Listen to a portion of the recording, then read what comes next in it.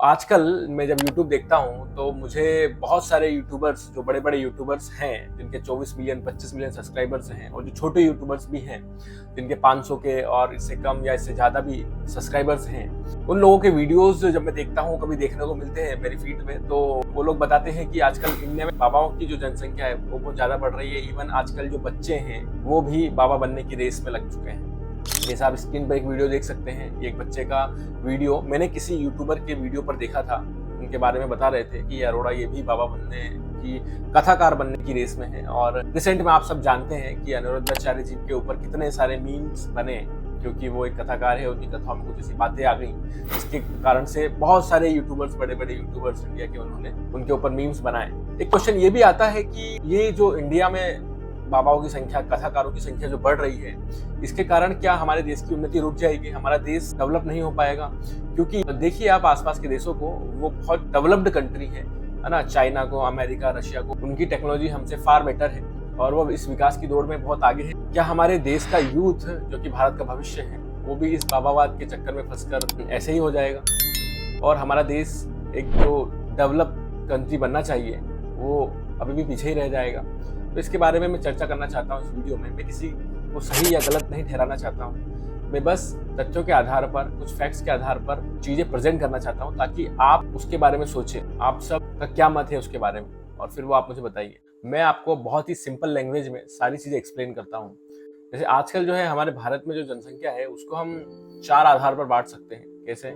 जैसे पहली, हमारे भारत में वो जनसंख्या है जो भगवान को बिल्कुल भी नहीं मानते हैं और ना ही वो पूजा पाठ करते हैं, और वो मानते हैं कि भगवान होते ही नहीं हैं, और इस तरीके से उनकी मेंटालिटी होती है। लेकिन ऐसे लोग बहुत हैं, मैंने देखे हैं, मेरे परिवार में भी कई लोग हैं जो बिल्कुल भी भगवान को नहीं मानते, उनका अपोज करते हैं। लेकिन ये ऐसी जो जनसंख्या है पहली वाली, कि जो भगवान को बिल्कुल नहीं मानते हैं, उनसे मेरा कहना यही है कि आप थोड़ा सा पढ़िए, रिसर्च कीजिए, है ना, सुनिए लोगों को, देखिए, ऑब्जर्व कीजिए, इतिहास उठाकर देखिए, आपके आसपास जो लोग हैं उनको देखिए। ये सब देख करके, ये सब समझ करके फिर आप डिसीजन लीजिए कि क्या सही है क्या गलत है। क्योंकि जब उनसे पूछा जाता है कि आप भगवान को क्यों नहीं मानते, तो उनके तर्क रहते हैं। किसी के तर्क तो बिना हाथ पैर के रहते हैं, जिनका कोई वजूद नहीं है, और किसी के तर्क जब वो देते हैं और जब उनके तर्क फेल हो जाते हैं, तो उसके बावजूद भी वो ये बोलते हैं कि हम फिर भी नहीं मानेंगे। मतलब इस तरीके की कंडीशन हो जाती है कि उनको आप बताएं या ना बताएं, लेकिन वो उसके बावजूद भी भगवान को नहीं मानते। राइट? ऐसे लोगों को पढ़ने की आवश्यकता है ना। बुक्स पढ़िए, आप लोग बुक्स पढ़िए, आप लोग ऑब्जर्व कीजिए, आपके आसपास के लोगों को देखिए, इतिहास देखिए, जो लोगों ने क्या कंट्रीब्यूट किया है देश के लिए। ये सब चीजें आप पढ़िए, देखिए, सुनिए, तब आपको ये चीजें समझ में आएंगी। राइट? अगर आप पहले स्तर पे हैं तो आपको जो सॉल्यूशन मैंने बताया है कि आप पढ़ें, देखें, ऑब्जर्व करें, उसके बाद आप दूसरे स्तर पे आएंगे। और जो दूसरे स्तर के लोग हैं कि जो बस भगवान को मानते हैं कि भगवान होते हैं, लेकिन हमको कुछ करने की आवश्यकता नहीं है, हम अपना कर्म करें। उनका ये भी एक बोलना होता है कि कर्म ही पूजा है, लेकिन कर्म ही कैसे पूजा है ये भी समझना जरूरी है ना। कर्म तो बहुत सारा होता है। एक कसाई एक जानवर को भी मारता है, वो भी उसका कर्म है, पर वही क्या पूजा है क्या? है, आप कर्म को धर्म के आधार पर जब करेंगे तब वही आपकी पूजा है। लेकिन हम इसके बारे में बाद में बात करेंगे, एक अलग टॉपिक है। पॉइंट इज कि जो पॉपुलेशन है दूसरे लेवल की, उनके लिए मेरा यही सजेशन है कि आप लोगों को समझना होगा कि हमारे जीवन का उद्देश्य क्या है। और अल्टीमेटली अगर आप मानते हैं कि भगवान होता है, तो भगवान जो बोलते हैं वो आप क्यों फॉलो नहीं करते? बस इसलिए है भगवान कि वो हमें खाना दे, पानी दे, हवा दे, सब दे, और वो हमारी सेवा करे। भगवान है क्यों है? दुनिया बनाई है, हमको बनाया है, हमको खाना पानी सब दे रहा है, ये दीजिए और हमारी सेवा कीजिए। क्या भगवान इसलिए है? उनको समझना चाहिए कि भगवान क्यों है। भगवान ने हमें ये शरीर दिया है, ह्यूमन फॉर्म ऑफ बॉडी, इसको कुछ रियलाइज करने के लिए हमें मिला है, कुछ एक अनोखा काम करने के लिए मैंने, कुछ यूनिक काम इस बॉडी से हमें करने के लिए दिया हुआ है। तो वो चीज हमको समझना चाहिए, और भगवान जो बोलते हैं उसको फॉलो करना चाहिए, अगर वो भगवान को मानते हैं, अगर आप सेकंड लेवल पर हैं तो। और सेकंड लेवल पर जो है उनको थर्ड लेवल पर जाना चाहिए। और थर्ड लेवल पर जो आ जाते हैं, या जो थर्ड लेवल पर है, वो थर्ड लेवल क्या है? एक्चुअली ये जो तीसरे लेवल के जो लोग हैं, इनकी पॉपुलेशन भारत में बहुत ज्यादा है। वो लोग भगवान को मानते हैं, पूजा पाठ करते हैं, वो सत्संग में जाते हैं, पांडाल में जाते हैं, कथाकारों के पास जाते हैं, देवी देवताओं के पास जाते हैं, हमारे घर में सुख शांति हो, हमारा अच्छा हो, हमारे स्वास्थ्य अच्छा हो, टोना टोटका करने वालों के लोगों के पास जाते हैं। इन लोगों की जनसंख्या ज्यादा, और उसमें भी सबसे ज्यादा जनसंख्या महिलाओं की है भारत में। तीसरे स्तर पे जो लोग हैं उनके लिए मेरा कहना यही है कि ऐसे लोगों को समझना चाहिए, अपनी बुद्धि का उपयोग करना चाहिए, अपने इंटेलिजेंस का उपयोग करना चाहिए, है ना। कि क्या सही है क्या गलत है। बड़े बड़े यूट्यूबर्स भी इसको ऐसी भाषा में बोलते हैं कि भोली भाली जनता।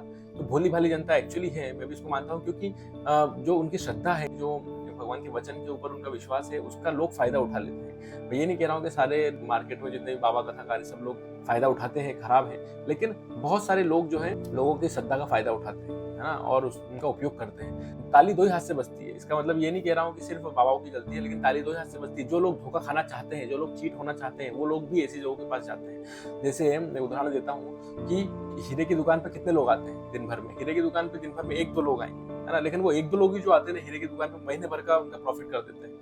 लेकिन कोयले की दुकान पर लाइन लगी रहती है, राइट। तो जिसको असली हीरा चाहिए ना, वो हीरा लेने आएगा, वो नकली हीरा लेने नहीं जाएगा। और जिसको नकली हीरा चाहिए, वो नकली हीरे की दुकान पे ही जाएगा। तो द थिंग इज कि जिसको धोखा खाना है, जो धोखे में ही रहना चाहता है, वो धोखे जो दे रहे हैं ऐसे लोगों के पास ही जाएंगे, है ना, असली लोगों के पास नहीं जाएंगे। That is the point. इसलिए ऐसी जनसंख्या बहुत ज्यादा है जो शॉर्टकट पे सब कुछ चाहती है। There is no shortcut in this material world. किसी भी चीज के लिए शॉर्टकट नहीं है यहाँ पर। लोग हर चीज में शॉर्टकट देखना चाहते हैं, लेकिन ऐसा नहीं है ना। ऐसे लोगों के लिए मेरा यही कंसर्न है कि इनको चेक करना चाहिए कि हम कहाँ जाए, क्या हमें करना चाहिए, क्या सीखना चाहिए, अपना बुद्धि का भी उपयोग कभी कभी करना चाहिए। मेरा ये कंसर्न है। बहुत लोग ऐसे हैं मार्केट में कि वो इमेच्योर पीपल है, जो ना समझ है, जो नादान जनता है, उनको ब्रेन वॉश कर देते हैं। तो ऐसे लोगों से मेरा यही सजेशन है कि अपनी बुद्धि का उपयोग करें, अपनी बुद्धि को थोड़ा सा शार्प करें, समझें, सीखें। वो कैसे होगी? वो पढ़ने से होगी, आसपास अपने ऑब्जर्वेशन करने से होगी, दुनिया को देखने से होगी। जो एक्सपीरियंस लोग हैं, हमारे परिवार वाले, जो हमारा वेल विशर है, उनसे हमें समझना सुनना चाहिए। उनसे सुनने के बाद चीजें आपको समझ में आएंगी। इसलिए जो तीसरे स्तर पे जो लोग हैं, उनको अपना बुद्धि का उपयोग करने की बहुत आवश्यकता है। फिर आते हैं चौथे स्तर पे जो लोग हैं। तो जो तीसरे स्तर पे उनको चौथे स्तर पे आना चाहिए। चौथे स्तर के लोग कैसे हैं? वो लोग बहुत कम होते हैं। जैसे मैंने बताया ना, हीरे की दुकान पे बहुत कम कस्टमर आते हैं। ये वही कस्टमर है प्रीमियम कस्टमर, जिन्हें हम क्रीम बोलते हैं। ये पॉपुलेशन बहुत कम है इंडिया में, पर ऐसा आपको बनना चाहिए। एकदम से एक्सट्रीमली ये भी मत बन जाओ कि यार भगवान होता ही नहीं, भगवान को नकारो, भगवान की सत्ता को नकारो। दैट इज रॉन्ग, है ना। क्योंकि इसका मतलब ये है कि आपने ठीक से पढ़ा ही नहीं, आपने ठीक से समझा ही नहीं, आपने अपनी बुद्धि का उपयोग किया ही नहीं, है ना। That is wrong. क्योंकि साइंस भी इस बात को मानने के लिए तैयार है कि कुछ तो ऊपर है, कुछ तो सुप्रीम है, लेकिन वो प्रूव नहीं कर पाए, इसलिए एक्सेप्ट नहीं कर सकते। क्योंकि साइंस में हर चीज प्रूफ के ऊपर आधारित होती है। लेकिन इसका मतलब ये नहीं कि भगवान नहीं है। तो ये जो मानते हैं तो एक्सट्रीमली बेवकूफ है। आप समझे कि जो 4th क्लास के जो लोग हैं, वो क्रीम लोग हैं, वो ऐसे हैं जो अपनी बुद्धि का उपयोग करके कहाँ जाना है, किससे मिलना है, क्या सीखना है, क्या समझना है, क्या अपने जीवन में उतारना है, ह्यूमन फॉर्म ऑफ लाइफ के अल्टीमेट गोल को कैसे अचीव करें, ये उनको पता होता है। जैसे मार्केट में अगर 500 का नोट नकली है और आपके हाथ में 500 का नोट आया, तो आपको चेक करना है कि वो नोट नकली है कि असली है। एक उदाहरण और देता हूँ कि अगर एक अंगूर खट्टा है, तो इसका मतलब ये नहीं है कि दुनिया के सारे अंगूर खट्टे हैं, राइट। एक अंगूर खट्टा हो सकता है, लेकिन सारे अंगूर खट्टे नहीं है। उसी प्रकार से मार्केट में आजकल जो चल रहा है, ये बाबावाद और ये कथावाद, सबका नहीं बोल रहा हूँ, लेकिन कुछ सही भी हो सकते हैं, कुछ गलत भी हो सकते हैं, कुछ अपने फायदे के लिए कर रहे हैं, लेकिन इसका मतलब ये नहीं कि सभी गलत है, राइट। और ये चेक करना आपकी जिम्मेदारी, हमारी जिम्मेदारी। और हम अगर धोखे में रहेंगे तो हमें धोखा ही मिलेगा। क्वेश्चन ये आता है कि हम कैसे चेक करें। चेक करने का एक सबसे अच्छा पैरामीटर है साधु शास्त्र गुरु, है ना। तो साधु शास्त्र गुरु से आप हर एक चीज को चेक कीजिए। शास्त्र को मानना बहुत जरूरी है। लोग शास्त्र को नहीं मानते। पहले लेवल पे जो लोग हैं वो भी शास्त्रों को बहुत नकारते हैं। तो शास्त्रों को मानना बहुत जरूरी है। क्यों? क्योंकि हमारी मन से, हमारी बुद्धि से, हमारे अहंकार से, हमारी आंखों से, हमारे हाथों से, इन जो सेंसेस से जो भी आया है, जो नॉलेज आया है, जो बना है, वो सब इम्परफेक्ट है। क्योंकि इनमें कहीं ना कहीं कमियां, कहीं ना कहीं एरर, कहीं ना कहीं त्रुटियां हैं। लेकिन जो शास्त्र है वो एक दिव्य ज्ञान है, वो एक परफेक्शन से आया है, वो परफेक्ट नॉलेज है। तो हमें उसको एज इट इज एक्सेप्ट करना चाहिए और उसमें जो बताया गया है उससे हमें क्रॉस चेक करना चाहिए कि सामने वाले व्यक्ति के अंदर वो गुण, वो चीज, वो बात वो बता रहे हैं कि नहीं बता रहे हैं। उसके अगर साथ सम्मत है तो हमें उसे एक्सेप्ट करना चाहिए, साथ सम्मत नहीं है तो रिजेक्ट करना चाहिए। बात आती है गुरु की। गुरु कैसे चेक करें? तो गुरु को चेक करने के लिए आपको जानना जरूरी होगा कि कोई भी गुरु आप जिन्हें जानते हैं, समझते हैं, वो एक सही परंपरा में होना चाहिए, राइट। लेकिन आजकल तो मार्केट में सभी बोलते हैं कि हम एक परंपरा में हैं, हम एक गुरु शिष्य परंपरा में हैं। सब अपनी अपनी परंपराएं बताते हैं। ये भी एक नई प्रॉब्लम है। तो एग्जैक्टली ये प्रॉब्लम है, मैं उसे एक्सेप्ट कर रहा हूँ, उसमें कोई संशय नहीं है। हमें समझना पड़ेगा कि हमारी ही जिम्मेदारी है कि सही चीज को ढूंढ करके उसको एक्सेप्ट करने की और यहाँ से निकलने की। साधु क्या होता है? साधु मतलब ग्रुप ऑफ प्योर डिवोटीज, वो साधु है। वो लोग जो बोलते हैं, वो लोग जो करते हैं, उसे हमें एज इट इज एक्सेप्ट करना चाहिए और उसको क्रॉस चेक करना चाहिए। और इन तीनों से अगर क्रॉस चेक में सही पाया जाता है, तब हमें वो चीज एक्सेप्ट करना चाहिए। अदरवाइज आपको ब्रेन वॉश इजीली किया जा सकता है। और आप बोलेंगे कि ये 4th क्लास बनने की भी क्या आवश्यकता है, क्या फायदा क्या हो रहा है हमको इससे? मैं बताता हूँ आपको क्या फायदा हो रहा है। आप बोल रहे हैं डेवलपमेंट होना चाहिए, टेक्नोलॉजी बनना चाहिए। इजराइल जैसा देश, वर्ल्ड के top leader hackers, top leader hacking companies वहां पर है। सबसे पावरफुल कंट्री है इजराइल, मोसाद जैसी एजेंसी वहां पर है, लेकिन उसके बावजूद भी गॉडलेस सिविलाइजेशन होने के कारण क्या हो रहा है आप भी जान रहे हैं। लेबनान, हिजबुल्लाह और हमास के साथ उसका कितना बड़ा युद्ध हो रहा है। गॉडलेस सिविलाइजेशन मतलब ये होता है, आप कितना भी डेवलपमेंट कर लें, लेकिन ऐसा सिचुएशन चाहिए कि आपको नहीं चाहिए। लेकिन आज आप भारत में देखिए कितनी शांति। लोग बोलते हैं भारत में कि मंदिर खोलने की क्या आवश्यकता है, रामलला की मूर्ति बिठाने की क्या आवश्यकता है, इतना सब करने की क्या आवश्यकता है।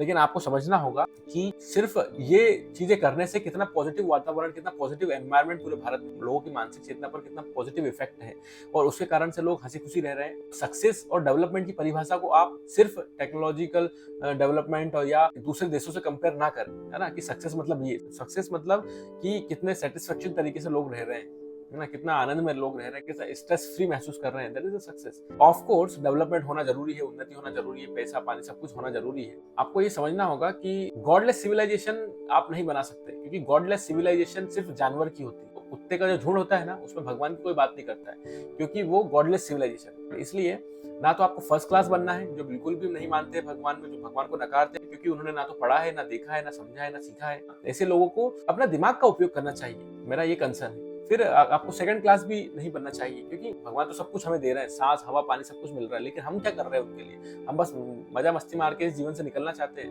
नहीं। तो हमको भगवान की वचन पे चलना चाहिए, क्या वो बोलते हैं, क्या समझाते हैं, क्या सिखाते हैं।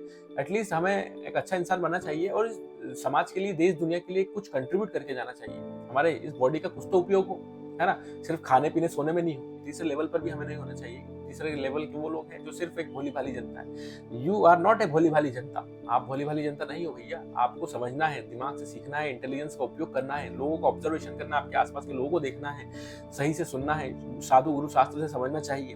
अगर आप भोली भाली जनता बन के रहेंगे तो लोग आपका फायदा उठाएंगे, और ऐसा ही हो रहा है ना। और आखिरी में जो आते हैं वो क्रीम लोग आते हैं, तो फोर्थ लेवल का व्यक्ति पॉपुलेशन में हमें आना चाहिए, वो इंसान हमें बनना चाहिए, जिससे हमें समझ में आए कि असली चीज क्या है, असली चीज को पाने के लिए मुझे कैसे प्रयास करना है, और मैं मेरे जगह पर रहकर भी कैसे मैं सत्संग करूं, कैसे मैं सही नॉलेज लूं, कैसे मैं इस ह्यूमन फॉर्म ऑफ लाइफ का सही उपयोग करूं, इससे मैं पूरे समाज में सही तरीके से कंट्रीब्यूट करूं। देखिए, इसके बारे में एक ही बात बोलूंगा कि कोई मास्टर है वही मास्टर बना सकता है, राइट। अगर आपको फुटबॉलर बनना है तो एक अच्छे कोच से आपको ट्रेनिंग लेना होगा, एक अच्छे मास्टर से ट्रेनिंग लेना होगा, तभी आप मास्टर बन सकते हैं। इस ह्यूमन फॉर्म ऑफ लाइफ का अगर सही उपयोग करना है, सही इसका गोल आपको अचीव करना है, तो एक सही मास्टर को आपको पकड़ना होगा। हमारा ह्यूमन फॉर्म ऑफ बॉडी का एक ही उद्देश्य है कि जन्म मृत्यु जरा व्याधि के चक्र से निकलना और भगवान का नित्य दास बनना। हमारे भारत की जनता की प्रॉब्लम ये है ना कि उन्हें शॉर्टकट चाहिए, और उन्हें खुद को भी धोखे में रहना है, इसलिए वो धोखा ही चाहते हैं, तो धोखे वाले लोगों के पास ही रहना चाहते हैं। That's the point. तो इसलिए इस चीज को समझिए, सीखिए और अपने जीवन में उतारिए। और आप लोग क्या सोचते हैं इस बारे में, कमेंट करके मुझे कमेंट सेक्शन में जरूर बताइए। और आप लोगों की क्या मत है, आप लोगों की क्या राय है, मैं भी जानना चाहता हूँ। और ऐसे वीडियो हम और भी लाते रहेंगे, क्योंकि सजग होना बहुत जरूरी है। इसलिए क्या है ना, नॉलेज होना बहुत जरूरी है। विदाउट नॉलेज आपको कोई भी बेवकूफ बना सकता है। और एक प्रॉब्लम और भी है कि आजकल नॉलेज नहीं होने से, सही ट्रेनिंग नहीं होने से पेरेंट्स अपने बच्चों से परेशान है, बच्चे अपने पेरेंट्स से परेशान है, उनके दोनों में बीच में अंडरस्टैंडिंग में नहीं बैठती है। इसके लिए मैंने एक वीडियो बनाया है ऑलरेडी, पेरेंट्स और बच्चों की प्रॉब्लम से रिलेटेड। 99% लोग नहीं जानते उनके बच्चों की प्रॉब्लम के सॉल्यूशन क्या है, तो वो वीडियो आप जाकर देखिए जरूर। ठीक है, तो फिर मिलते हैं अगले वीडियो में। Thank you.